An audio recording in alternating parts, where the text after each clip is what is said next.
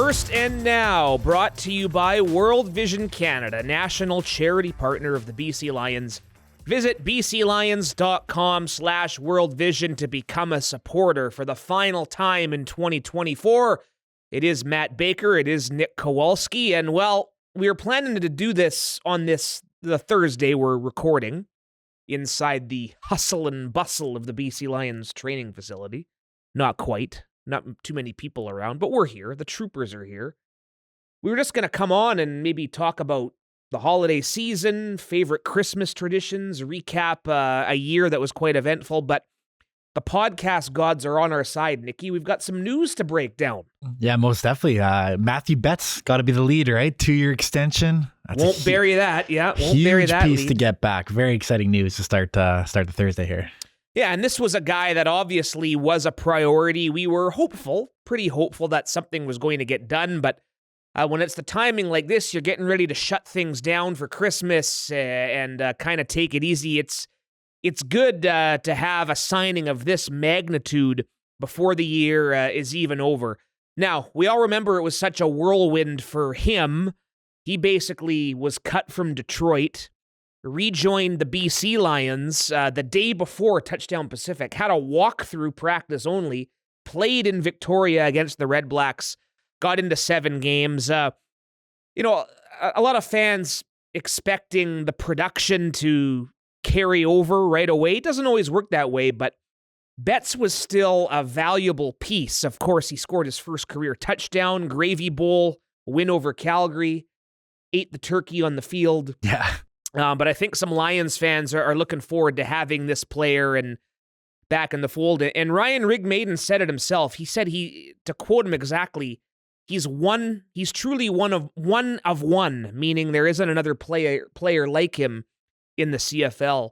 So Ryan Rigmaiden was very, very keen on getting this done quickly, a 2-year deal for Betts. Well, even head coach Buck Pierce mentioned Mathieu Betts as a priority. He name-dropped Betts as a priority free agent signing heading into this offseason. But when you think of one with Mathieu Betts, I think you got to think of his get-off. I don't think there's anybody in the CFL that has a better get-off than him, and I think that's something that he was known for back in his Laval days, where he was one of the most highly talented prospects back in the day, and obviously he got a bit with the Chicago Bears too before joining Edmonton in the CFL, and then ultimately making his way to BC. But one of the best pass rushers, a guy that can win a one-on-one, demands double teams. I think that's why maybe you didn't see we had the 18 sacks in 2023, but yeah, I think what do you have 2 or 3 this year? I know he had one in Touchdown Pacific right off the bat, and he had one in the playoffs too, one against Fajardo in the season finale. But I think when Mathieu Betts did rejoin the BC Lions in 2024. You probably heard 8 offensive coordinators, 8 and their O-line coaches, and the left tackle and the right tackle of every other CFL team think, because he's a problem, right? And he demands extra attention. So looking forward to seeing him, start the 2025 season and beyond. And listening to his media today, he was talking about we're not satisfied with the West Final, then the West Semifinal. We got to take that next step to the Grey Cup. Just making it is not acceptable anymore. That's the next stage in this BC Lions era. And we'll hear from him in just a minute. But yeah, you mentioned the 2023 accolades, the 18 sacks, a new Canadian record. Having a Lion lead the CFL in sacks was just something we hadn't been used to. It had been since 2012, over 10 years. Karan Williams that year, the most outstanding defensive player.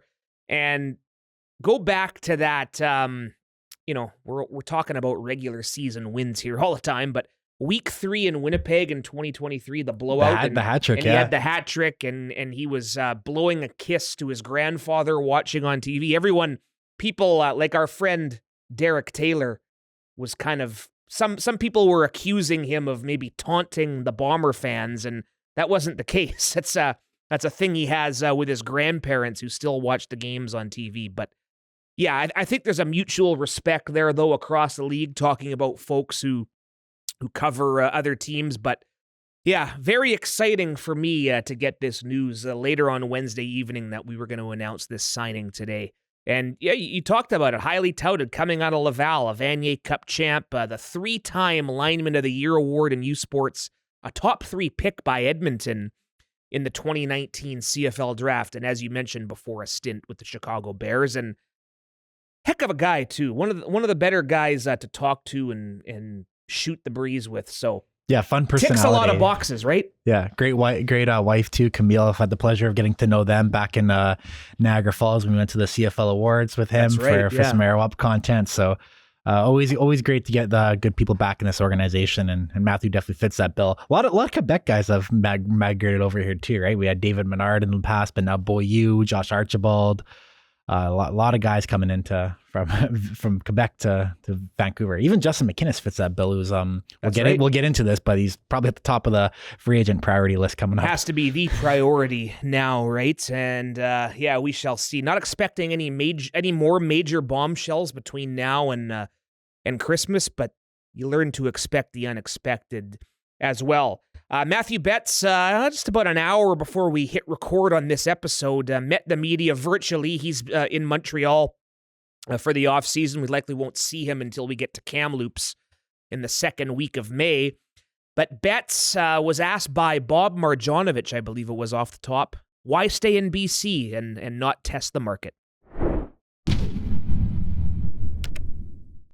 Yeah, well, it wasn't that hard of a decision, to be honest. I mean, with when the season ended and we had our exit meetings, I've told Neil and Ryan that my wish was to come back with the Lions, and they had the same opinion. So I mean, we just simply let the time be a little bit, let the Grey Cup pass, and no, they've reached out to me and to my agent this past weekend, so we were able to get things rolling quickly. But I mean, no, I feel home in BC. Love the team, love the culture we built, and no, it was just natural for me to be back with the team.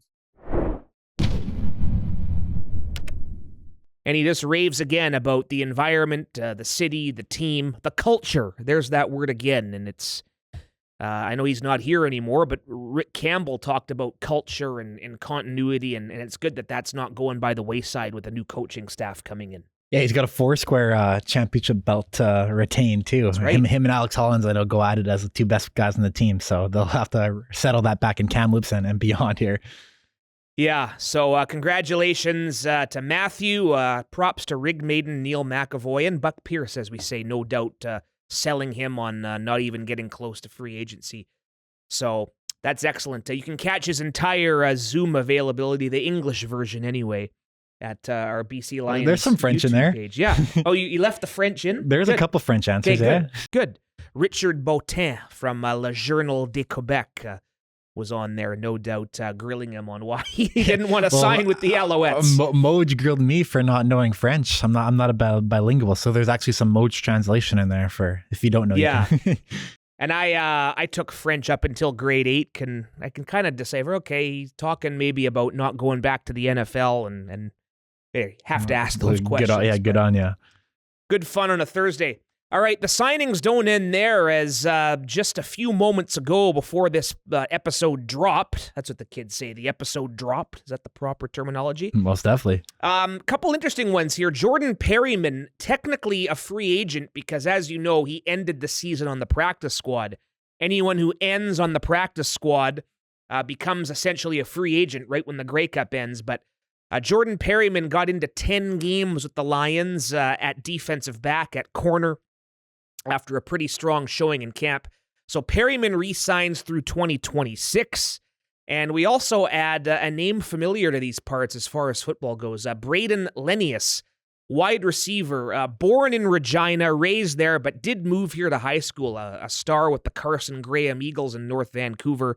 Spent 4 seasons with the Saskatchewan Roughriders. In fact, scored his first CFL touchdown against us back in week 1 of the 2021 campaign. But interesting one, talking about all the weapons this team has on offense, and you're going to have a newcomer in Lanius come into the fold and not only provide some experience, but maybe push more of these veterans coming back. And Perryman was a good one to get done as far as the back end of that defense goes. Yeah, the Lenius one is interesting, right? A 6'5", 230-pound high draft pick from Saskatchewan, going back to the well, right? Because that's what this team did with Justin McInnes 2 years ago. So sign me up, right? That worked out very well. Big body receiver. Lenius, he spent time with the Atlanta Falcons too, turned his Saskatchewan Roughriders production into an NFL workout, stayed with Atlanta for a bit. So definitely has a high pedigree. And again, yeah, sign me up because it worked out super well with McInnes. And then Perryman, that's a guy we a lot of attention went to Ronald Kent and even Christophe Beaulieu in training camp as these new emergers in the defensive backfield. But Perryman paved his way too and made the roster. And while I think he only had one start this season against the Bombers in that Week 3 game of this past year's edition of the Week 3 beatdown in Winnipeg. But the Alex Hollins game, we'll call yes, that one. yeah, definitely 210 piece on the Bombers. But with Perryman, a guy that I thought really made his way on special teams too. Through the middle of the season, he was getting right in there. Him and Acelia, I remember, just was almost every other play they were making special teams tackles, and that's how you make your way up the roster, right? That's how you make your way up the ranks. Ask Ace and Jordan Perryman. PNW guy too. Spent his college time at the University of Washington, so getting that Husky connection. Love it. 4 years, 3 playing seasons. There was a red shirt in there with the Huskies at UW. New Mexico for his senior season, where he appeared in a handful of games. And yeah, another one who was, you talk about, it's an interesting trend, again, the Canadian draft and draft picks. So pretty good track record recently of signing some other Canadian draft picks from other teams in the league. Of course, you say Justin McInnes, that is the prime example. And he's, again, going to be a major priority here as the Lions continue to chip away at this roster. So Perryman back in the fold, Braden Lenius, a new addition at wide receiver. Handful of other transactions since we last spoke on First and Now a couple of weeks back. Sticking with the defense, Giuliano Falanico is back. A handful of first-year Americans that will be in Kamloops were signed as well. Retained a couple of guys who were on the practice roster at the end of last year. Mike Smith Jr. at linebacker. At wide receiver, a familiar name in Jalen Sample stood out pretty well in training camp, was not kept when the final roster was announced in early June. In the backfield, Jordan Terrell returning. Of course, William Stanback, another pending free agent, so we'll see what happens there. Tyler Coyle, defensive back, who was also added to the practice roster expansion. So a nice job of keeping some guys who have been here and testing out some new blood. No doubt will be another solid competition round coming up in the tournament capital. Yeah, and a guy like Sample, I remember looking at him in training camp, and he has the same body stature as Justin McInnes, a common theme on this episode, I guess. But that's who he reminded me of, and it was a last minute cut at the end of training camp last season. So good to have him back. There's even more, like Elion Noah.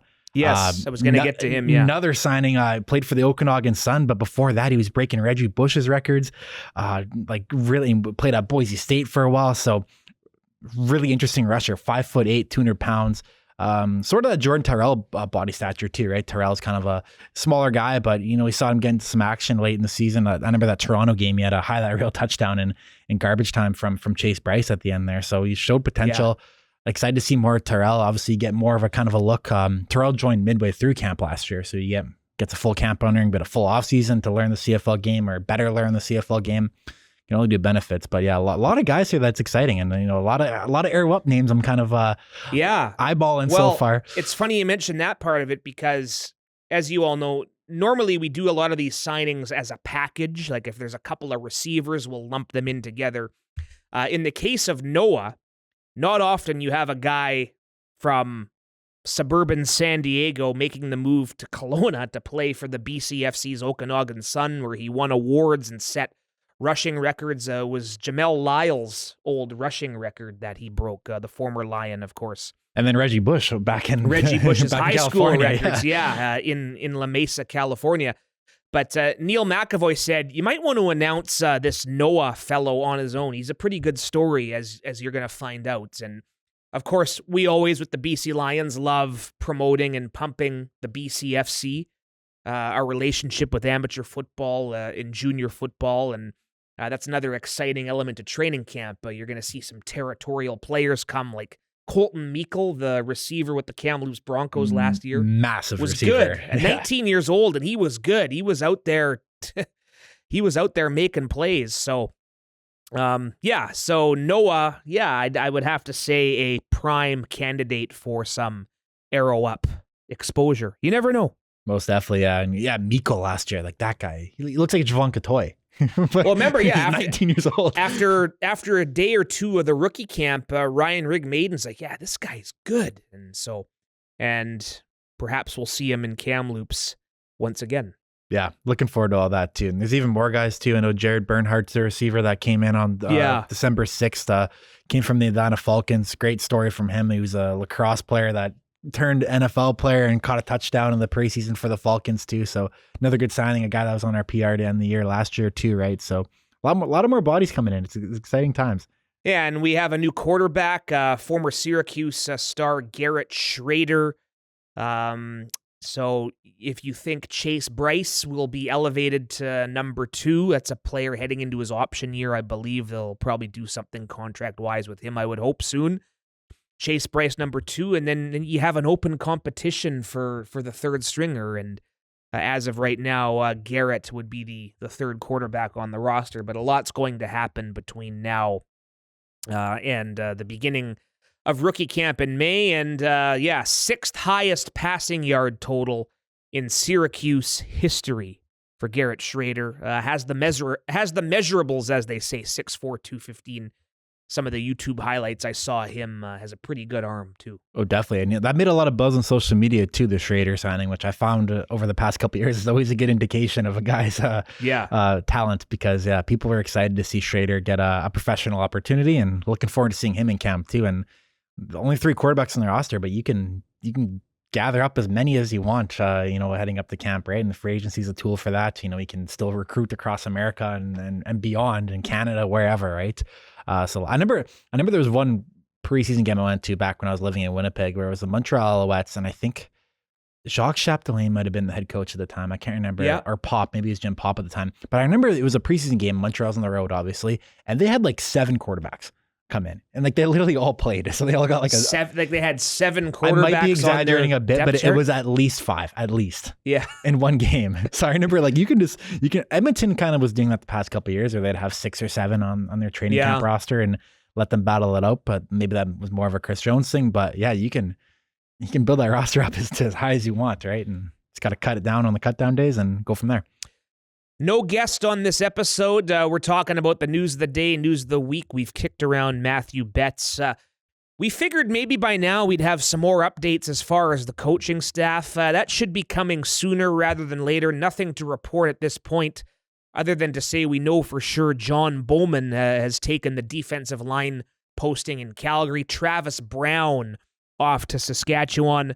So that's 2 position coaches we for sure won't be back, and we hope to have some news on this front before Christmas, and we'll keep everyone posted when that happens. So no doubt a busy time as 2024 comes to a close. It's funny, right?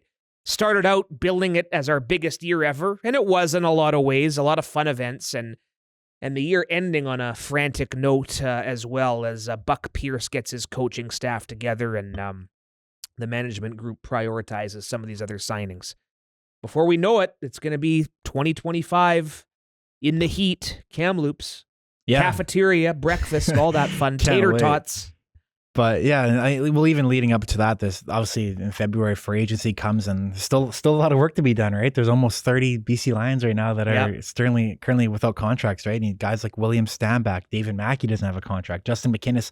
The good thing about Justin McInnes is that he's the only receiver on the BC Lions right now without a contract. So all Katoy, Hollins, Hatcher, all Eberhardt, all back on their contract. All there. But a lot of work to be done in the trenches this offseason. Suk Chung, Mike Couture, Kent Perkins starters that are on expiring contracts. The D-line guy like Josh Banks, unsung hero. Thibaut Dabaye, probably the best global player in the CFL.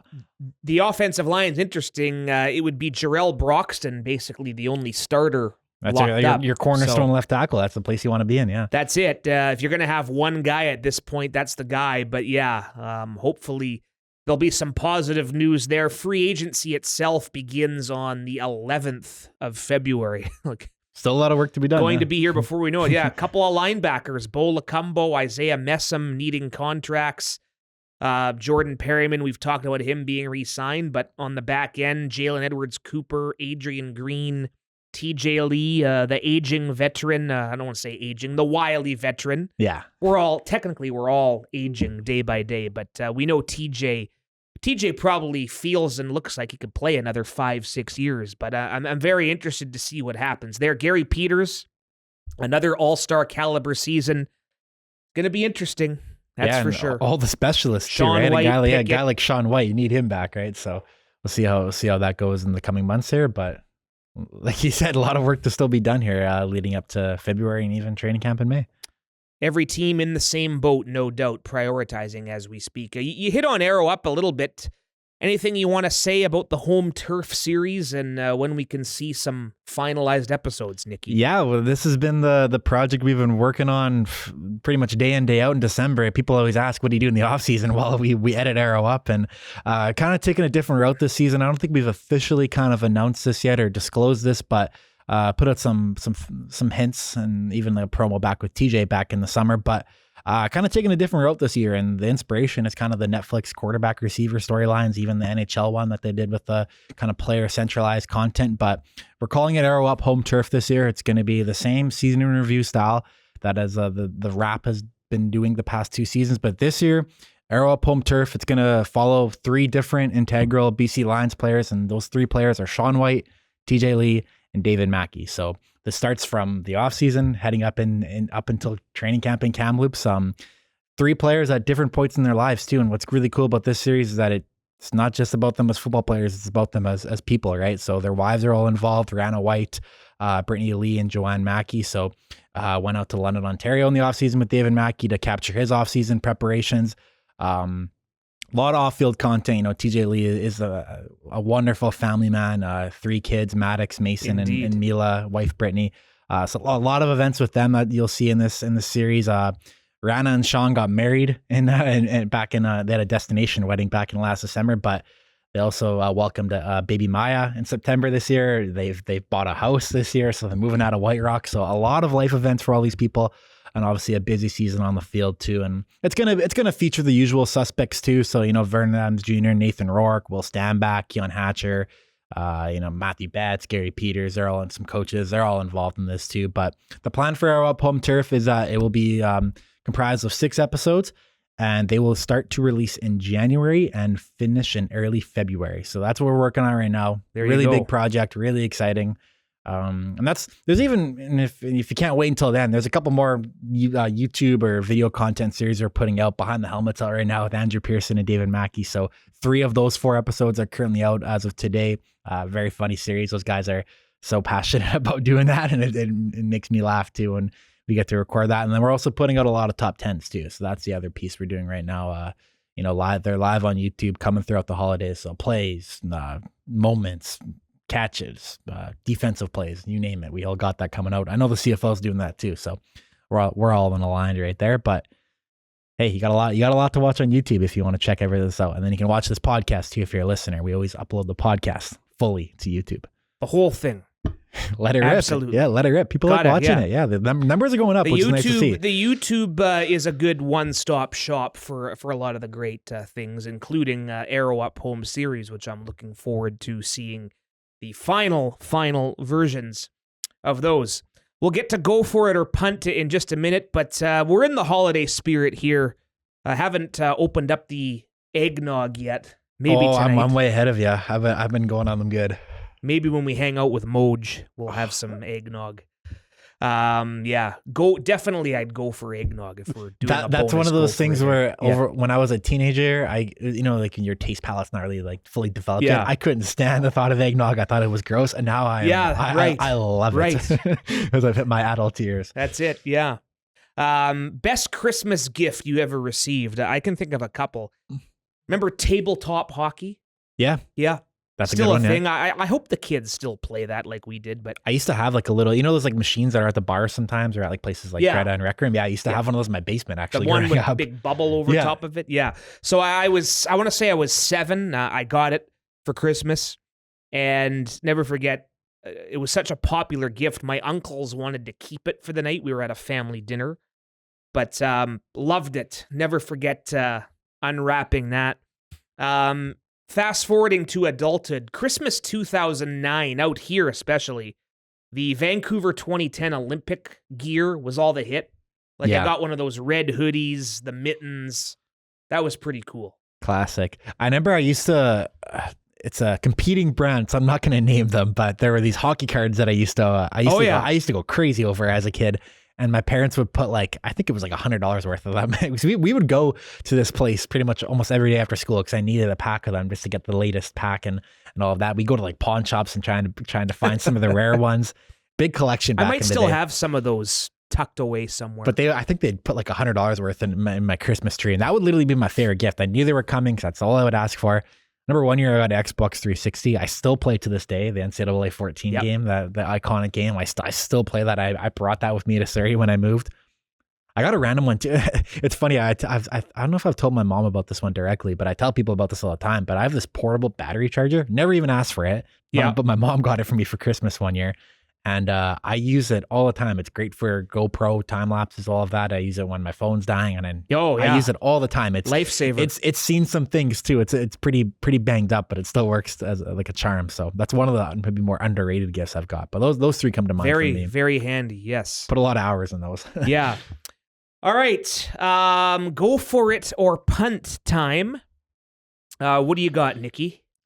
You got to go for Indiana football this weekend, right? I sure think so, yeah. Massive game tomorrow for Indiana football. If you live under a rock. Friday, December 20th, yes.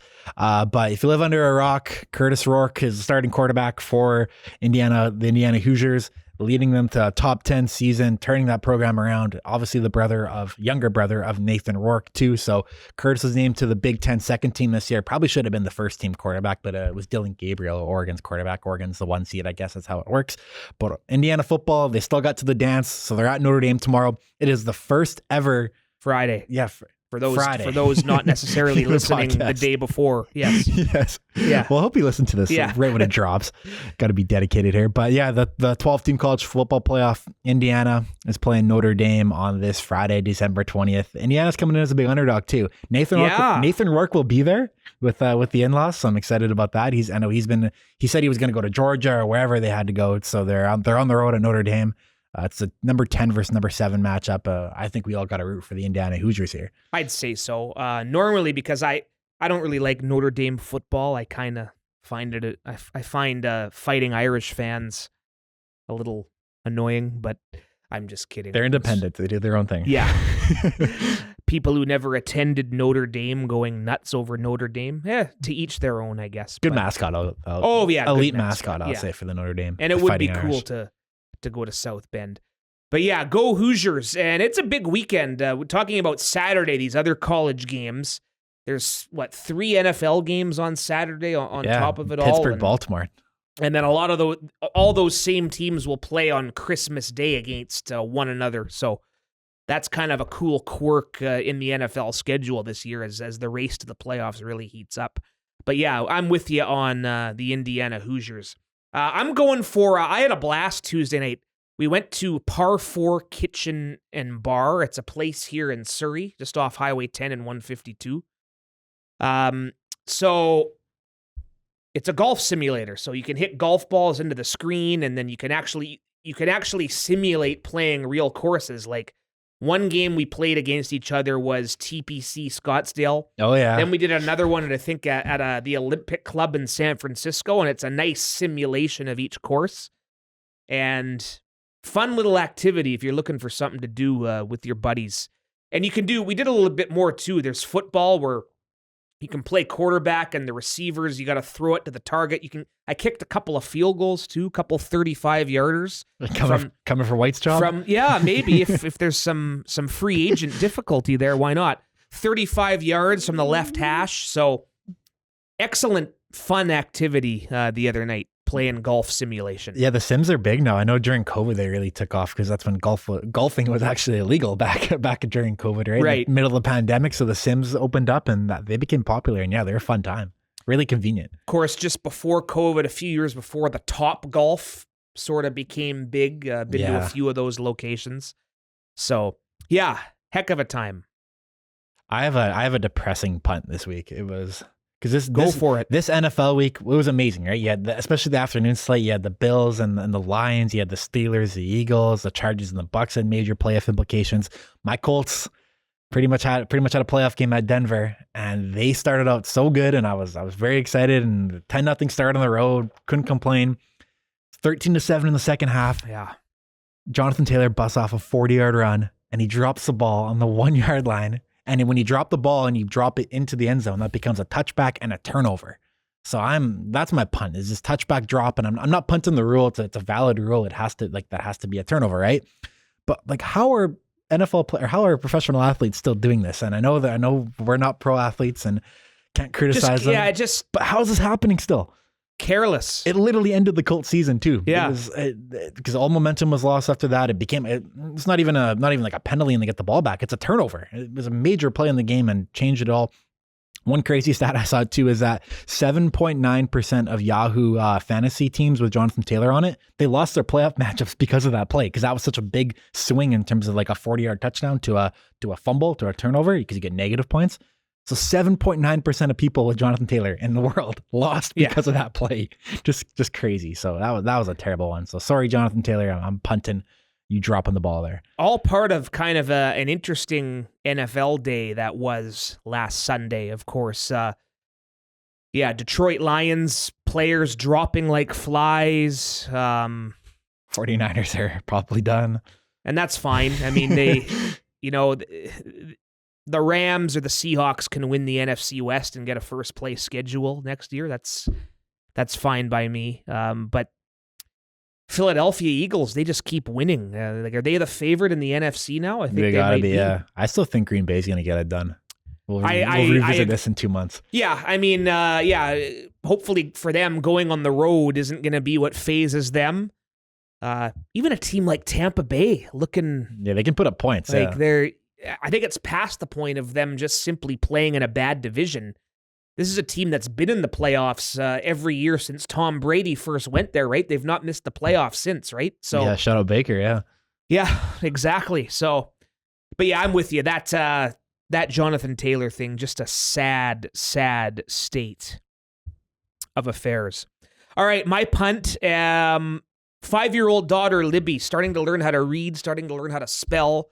So a kind of a cool thing to do to practice your letters is we watch Wheel of Fortune. Okay, yeah, I like Check it. TV, 7:00 at night, every night, right before Jeopardy. The other night, there was this one fellow, just classic annoying contestant, talks too much, yells too much, celebrates too much. I'm punting showboat contestants on these game shows, Nikki. I can't. You see them on Jeopardy all the time, too. It's the funniest when it comes back in their face. That's what I like about it, because it usually does, right? Yeah.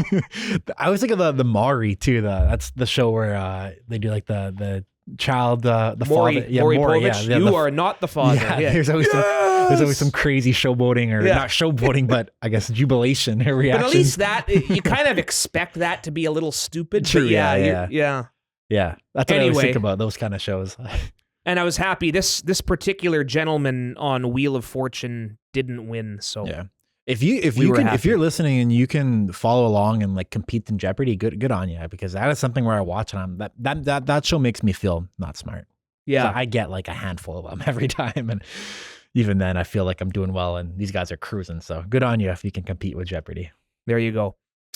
All right, we will wrap things up with a little "They Not Like Us." And you have a hockey. I actually watched a big chunk of this hockey game you're going to reference here the other night. The Montreal Canadiens and Buffalo Sabres the other day. So Patrick Laine is on a heater right now. And he's almost back to my Winnipeg days. He was someone I loved watching. I thought he had like kind of that Ovechkin kind of resemble in his game with the natural goal scoring. And I'm a sucker for a good sports video too. When teams post some cool highlights. And the Canadiens video team, they got this video. They posted it on their X, their Instagram, all of that. But it's a one-timer that Patrick Laine scored on against the Sabres, and it's such a freaking rocket, perfectly placed. Like that was something I played hockey growing up, and I was never a big one-timer guy, because I mean, look at me, I'm not built like a Patrick Laine or Alex Ovechkin, but guys that can rip those one-timers, and they know it, like Ovechkin talks about it, that it's like, how do you not stop that? Like, it's coming, but Ovechkin knows how to, find angles or get different launch angles. He knows exactly where to put these shots, and Lonnie has that same one too. So there's this one video though. They slowed down the Montreal Canadiens. It's on their team feed. It is ridiculous. So that's mine this week. He's a special talent, and good to see him healthy too after a couple seasons where he was in and out of the lineup. Yeah, and I'm going to stick with that. They not like us. How about the Buffalo Sabres? No wins in 11. We might be better than them. No playoffs in 13 years? Like, hockey fans in this market are anxious because Elias Pettersson's struggling and him and JT Miller, I guess, don't like each other. But the Canucks were still a goal away from the third round of the playoffs last spring. How do the Buffalo Sabres, Nick, continue to not get this right?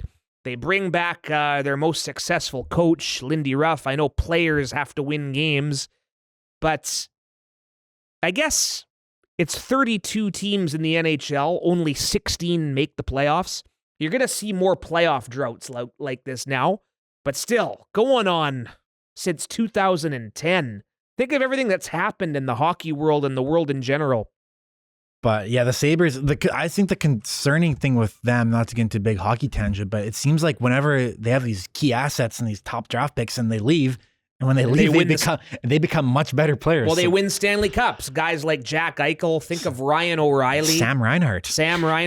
Yeah. Brandon Montour, there's the names go on and on and on. So that's the concerning part to me, and it all leads back to roster management. So I would say Lions fans be grateful for Ryan Rigmaid and Neil McAvoy. Canucks fans be grateful for Patrick Alvin, because these guys have shown track records of being able to get the most out of players and bringing in the right players too. So it's such an important part of the game, off the ice, off the field, all of that. So that's the difference that it looks like between teams like the Buffalo Sabres and teams or organizations like the BC Lions, Vancouver Canucks, etc.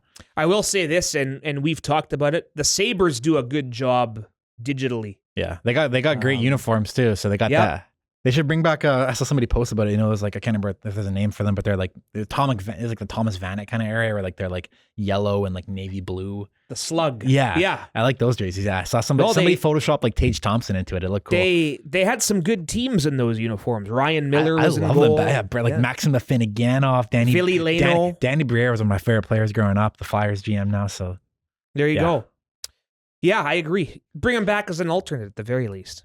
Well, they brought back I'm missing the name for this one too, but the Swords one. Those are really cool jerseys. Yeah. The red and black. Yeah. The red, the black. Yeah. There's a name for them. I'm blanking, but yeah, that's our Buffalo Sabres talk. There you go. Before Christmas. Buffalo Sabres in town January 21st, I believe. Figure it out, Buffalo. Figure it out. All right. And with that comes the end of our 2024 run of First and Now. And listen, we can't thank our fans and great listeners enough here, allowing this podcast to slowly but surely grow into what we've got it into. We, of course, surpassed 100 episodes earlier this year, all kinds of great guests, and we look forward to doing more of these kicking off in the new year. Yeah, it's a pleasure. It's a fun break in our day, a fun piece of content that we get to put out, weekly, bi-weekly. So a lot of fun stuff to come. We're going to get bigger and better as 2025 approaches, and appreciate all your support. Nice people in the street. I ran into somebody. I was downtown this year, and I ran into somebody who recognized me from First and Now. So that always feels good. Appreciate all the love. Remember to listen. You can listen to this podcast, but also watch it full on YouTube, like we said. And we got so much more good content on YouTube too. So make sure to check it out from now and beyond. Season's greetings. We hope Santa Claus is great to you all, and we all hope Santa Claus delivers a silver cup later in 2025. We'll be back next year on First and Now.